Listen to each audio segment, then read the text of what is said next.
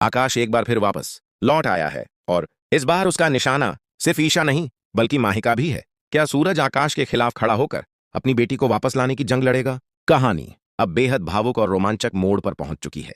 कहानी की शुरुआत होती है उस वक्त से जब पुलिस अवनी को गिरफ्तार करके ले जा रही होती है। जाते जाते अवनी ईशा की तरफ देखकर धमकी देती है कि वह अपना बदला लेने के लिए एक दिन जरूर वापस आएगी। अवनी कब लौटेगी ये तो आने वाला वक्त ही बताएगा, लेकिन इसी बीच एक पुराना दुश्मन जरूर अपनी वापसी कर चुका है।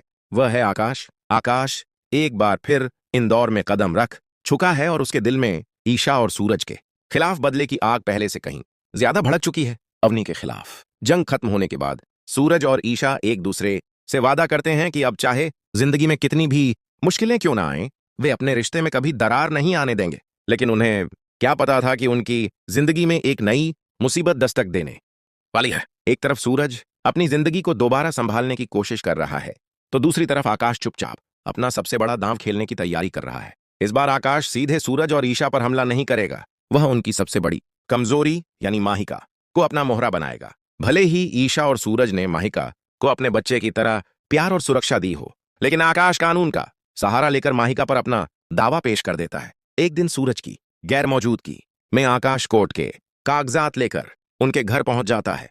ताइमा के सामने वह साफ शब्दों में धमकी देता है कि अगर ईशा ने माहिका को उसे वापस नहीं किया तो वह हालात को बेहद खराब कर देगा। ताइमा पहले ही ईशा और सूरज को कई मुश्किलों से गुजरते हुए देख चुकी है। वह नहीं चाहती कि उनके ऊपर एक और मुसीबत टूट पड़े। इसी डर और मजबूरी में ताइमा माहिका को आकाश के हवाले कर देती हैं। कुछ ही देर बाद ईशा अपनी ड्यूटी से घर लौटती है। जैसे ही उसकी नजर आकाश पर पड़ती है उसके पैरों तले जमीन खिसक जाती है।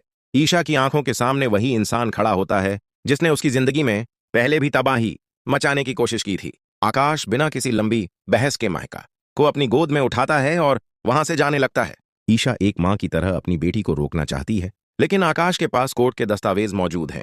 आईपीएस अधिकारी होने के बावजूद ईशा कानून के सामने मजबूर नजर आती है। ईशा की आंखों से आंसू निकलने लगते हैं। तभी सूरज वहां पहुंचता है। ईशा की हालत देखकर सूरज खुद को रोक नहीं पाता। वह आकाश के सामने खड़ा हो जाता है और माहिका को उससे वापस लेने की कोशिश करता है, लेकिन तभी ताई मां सूरज को रोक देती हैं।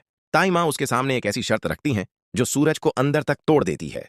वह कहती हैं, या तो तू मेरी बात मानेगा या फिर माहिका को वापस लेने की कोशिश करेगा। अब सूरज एक तरफ ईशा की ममता देख रहा है और दूसरी तरफ ताई मां का आदेश। आखिरकार सूरज ताई मां के फैसले के आगे अपना सिर झुका देता है। माहिका आकाश के साथ चली जाती है और ईशा की आंखों के सामने उसकी दुनिया जैसे उजड़ जाती है।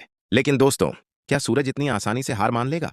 क्या वह ईशा के आंसुओं और उसकी ममता की कद्र करते हुए आकाश के खिलाफ कानूनी लड़ाई लड़ेगा?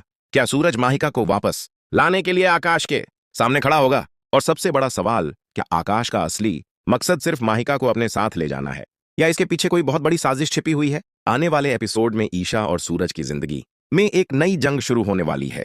दोस्तों, आपको क्या लगता है, क्या सूरज माहिका को आकाश से वापस ला पाएगा? अपनी राय कमेंट में जरूर बताइए।